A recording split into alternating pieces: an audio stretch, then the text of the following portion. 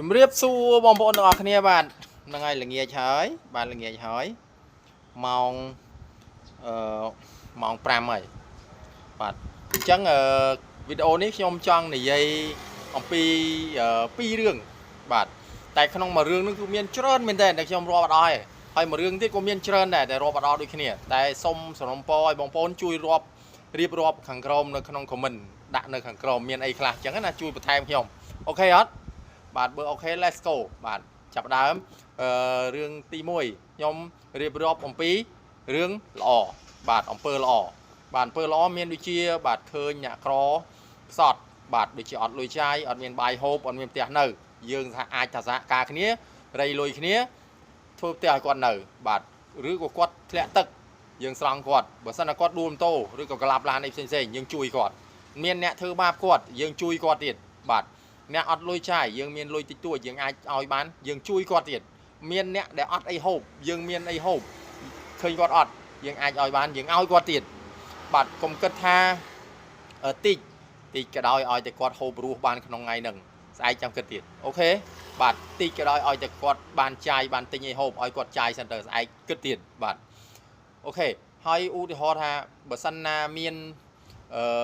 គាត់ដើរដូចថាយើងឃើញគាត់យើងមានអីជីឃើញគាត់ដើរយើងហៅគាត់ជី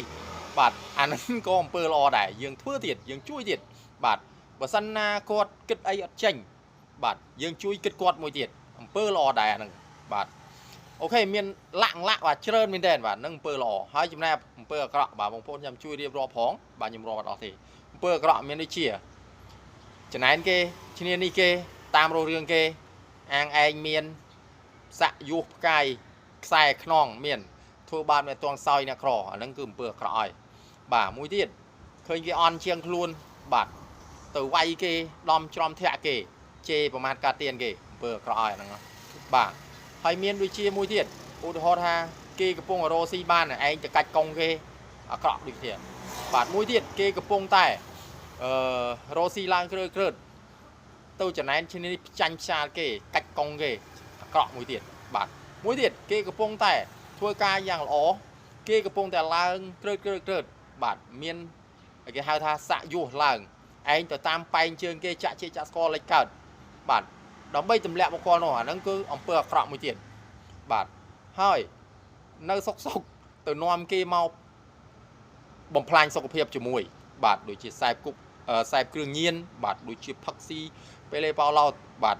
អត់មានការងារធ្វើបាទនាំគេដើរទាត់ខ្យល់អាហ្នឹងអំពើអាក្រក់មួយទៀត